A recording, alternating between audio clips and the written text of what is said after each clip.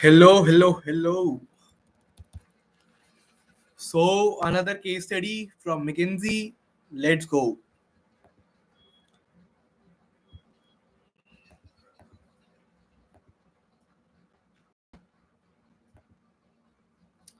Yeah, so I think my screen is visible. So, today's case study has a very long name. Surprisingly, all case studies have a very smaller name. The first case study having a long name. Let's go. So, today's case study is titled Transforming a National Education System. Client goal Laura Eastern Europe, with a population of 20 million. The government of Latvia wants to make major improvements in both the quantity and quality of education for its children. Because McKinsey has a great deal of global knowledge and expertise in the education sector, the Lauravian Department of Education has asked McKinsey to advise on how it can achieve the transformation of its school system. Okay, so it's a very simple client. Laravia is a hypothetical country in the Eastern Europe. I think yes. It has a population of around 20 million people. So currently, Laravia wants to improve its education sector. They want to improve both the quantity as well as the quality of its education. So that's where McKinsey steps in. Uh, Basically, McKinsey would advise them on how they can achieve this target. Now, coming to the situation description, Lauravia's free market economy is still developing, having emerged from many decades under communism. Okay. Recently, the government of Lauravia put a new economic plan in place with aspirations to transform its economy and turbocharge its development, so it's well positioned to compete with its European neighbors. The government of Laravia realizes that the education of its children is a critical factor in meeting crucial economic development goals. It intends to transform the school system over the next 10 years to enable it to support economic aspirations. Okay, so I'll just check the meaning of communism.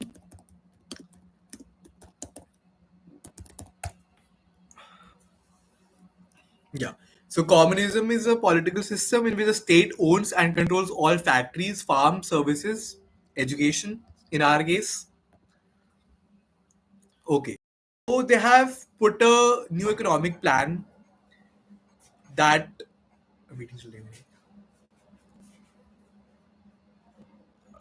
that they want to basically transform their economy, and they have identified that the education of their children is very important in meeting their economic development goals, like I mentioned here. Okay. Schooling in Loravi is completely public and is provided by a network of government run schools that admit children from ages 5 through 18. Okay, so schooling in Loravia is public, not necessarily free. Definitely, it would be incentivized, but it is not mentioned to us that it is free. So I'm not assuming anything. The first stage of this effort will involve diagnosing the current state of education in schools in Loravia to determine how best to meet the government's future aspirations. Find out where do we stand right now. The current schooling in Loravia looks like. McKinsey study. McKinsey has been asked to support the Loravian Department of Education in diagnosing the state of its current school system and in identifying the most important areas for improvement. Okay, so McKinsey has to basically diagnose the state of its current school system, like what's currently happening, what does it look like in real life, and also identify what areas could be developed the most. Okay. What issues would you want to investigate in diagnosing the current state of the Lauravian school system? A very comprehensive question, but a very important one. So, immediately, multiple factors come into my mind. Coming to the first one, cost. It shouldn't be very expensive for the people. It should be very state incentivized. It should be almost free so that each and every child could at least attend the schooling system. Because we don't know about the current economy of Laravia, what the population split is. Second is the transport, whether they have to travel, whether they have to travel long distances to attend school, whether they can access the schools or not, whether they know about the schemes that the government is currently offering. Third, in the school itself, are the teachers up to the mark? Are the facilities, are the benches, are the boards, are they up to the mark that could provide education? Also about the books, the learning material, all of that needs to be in place. uh, about the current state, I covered transport, covered cost, I covered the school itself. What more? Uh, yeah, nothing more comes to my mind. So let's see the answer. The quality of available education. What is access to education like, and how does it differ by age, region, and demographic group? I think I mentioned it. No, I think I didn't. I skipped the population. Yeah, I skipped the population. So definitely, we need to know what our population is like. What is the supply of teachers and education resources like at a national, region, or local levels? What are the national, regional, and local budget for education? The quality of available education. What is the quality of the current curriculum? For example, the subjects taught in schools and levels of attainment or learning objectives. What is the quality of the teaching? For example, the qualification level of teachers or results of teachers' assessments. The quality, like I definitely mentioned this point that what the teachers do look like, are they up to the mark or not? Lauravia's broader economic objectives. What industries and sectors will be a priority for Lauravia in future and what skills will be needed? How well does the current education system develop these skills? Should alternative models to a public education system be considered? For example, independent or private schools? Yes. This is also very important. Let's say they want, in their economic goal, they want the people to switch to a more computer based job, but the current scenario doesn't even have a curriculum of computers in their curriculum. So it won't uh, meet their economic objectives. Definitely, they'll be more literate. The literacy level will rise, but yes, they won't suit for the economic objectives. Now, coming to the maths question, the chart below shows some important education related measures for Laravia and also for some comparison countries. Three sets of comparison countries have been used. The first set contains some of the Lauravia's neighboring countries in Eastern Europe. In the second set are some of the most developed countries' economies in Europe. Finally, in the third set are some countries that have similar sized economies to Lauravia on a per person basis, which have similar GDP per capita. Okay, what observations can you derive from this chart? Okay, so schools, students per school 500, students per teacher 18. That is the overall, I think, and the government is spending 5,000 USD per student in Laravia, and average international assessment score is 41. I assume this is out of 100. Yes, I think it will be out of 100. Okay. Now, close neighbors. Okay, 400, 700, 800. So, students per school is comparatively less. I think it's okay. It's averaged. Also, students per teachers again averaged. The government is spending more than most of them from A and B. Also, the international assessment score is a bit on the lower side. Now, developed economies. So, yeah, Laravia has more students per school than the developed economies. It has less students per teacher. It is spending very less than the developed companies. And yes, obviously the average score will be less. And similar to Laravia, I think they are again average for students per school and students per teacher. They are spending more than their similar economies. And yes, the education international assessment score is still less. Now, what's the question? Okay, so that was our observations. It is not exactly a mathematical question, but yes. So we'll get these more summarized observations from McKinsey. Laravia spends more on education and also has a lower student to teacher ratio than the majority of its neighbors and economic peers. However, despite these factors, Laravia still has one of the lowest international assessment scores. This is very true. Uh, Very true. Broadly, there seems to be no direct relationship between student to teacher ratio and education outcome as measured by the international assessment. Yes, because we could see that there are more students per teacher and still they are performing a much better score. Developed countries clearly spend more per student on education and have better outcomes as measured by the international assessment.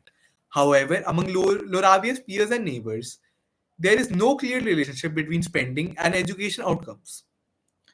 While student to teacher ratios and per student funding are levers that could be important in education quality, the data here indicates that alone these may not deliver the necessary improvements. Issues such as teacher quality and curriculum content should be investigated. Yes. Now, okay, it has only three questions. Coming to the last question.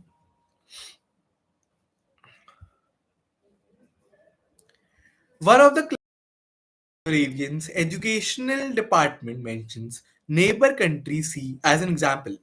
Okay, neighbor country C. Okay, 800 students per school. We have less students per school. We have less students per teacher. We are spending less again, which is not exactly good. But our international assessment score is very less compared to them. As an example, because it's outperforming all of Lolavia's economic peers and neighbors in the international assessment. Okay. She believes that the more concentrated school structure in this country is a big reason for better outcomes in the international assessment. She suggests that having larger, less fragmented schools allows for more effective teacher selection and training, leading to improved education outcomes for students. Finally, she shares that 15% of Lauravia's population is currently attending school.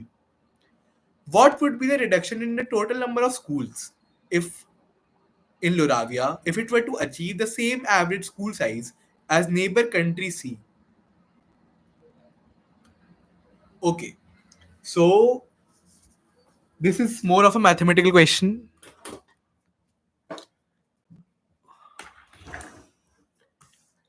Uh, okay, so the client at Lauravian's education system argues that maybe having less fragmented, more concentrated schools that have higher students per school and more students per teacher, have a better internal assessment score because they have a better effective communication system.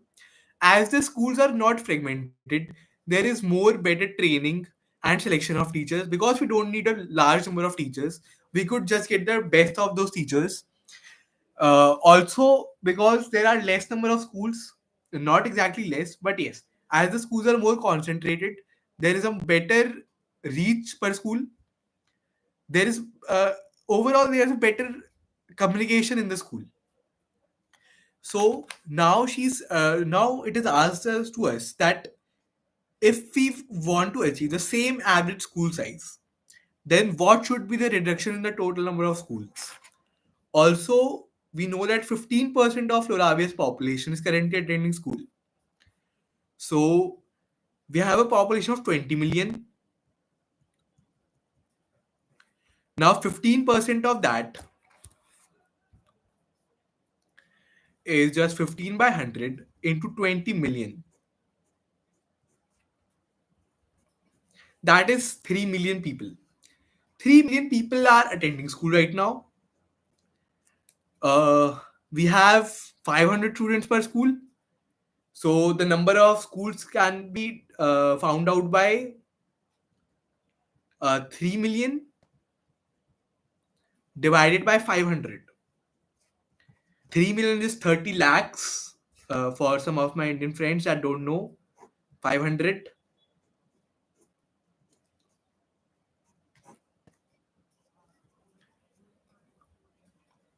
That brings a figure to 60,000 schools. Now, this is the number of schools that we currently have. We want to achieve 800 students per school. So we'll just divide 3 million divided by 800.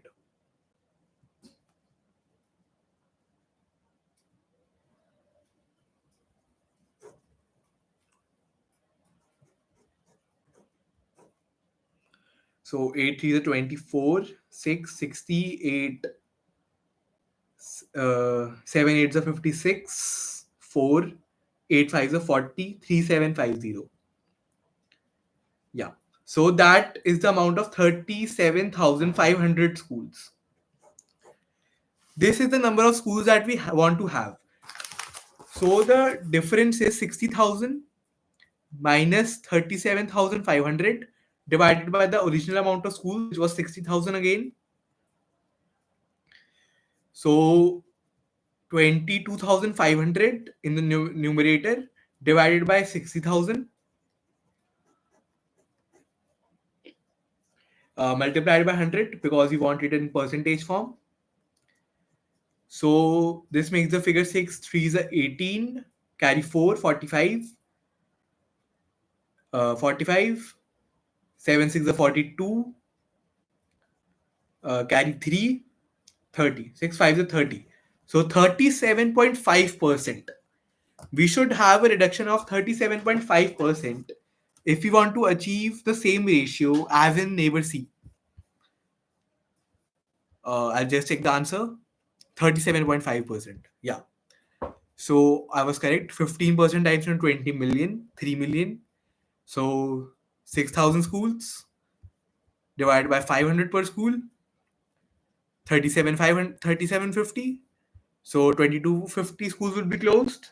37.5%. Yeah. So yeah, this concludes the case study. This was a case study that didn't focus on the finance of a particular company. Instead, we didn't want to talk about any profits, loss, or even breaking even. We just wanted to talk about how we could have more literacy rate in our population, how we could, as a country, do better for our people, our children, our future. So this was a very different case study, I would say. Like the previous case studies that I did from BCG as well as McKinsey were very client specific. Client specific as in corporate specific. You'd have corporate clients, they want high numbers, very profits, losses, all of that. This was more of a doing for good. So yeah, definitely. Each and every country should have such programs, such studies of their current education system, because health and education are two factors that you can't uh, negotiate upon. These two need to be one of the best. So yeah, I'll conclude from my side. Thank you.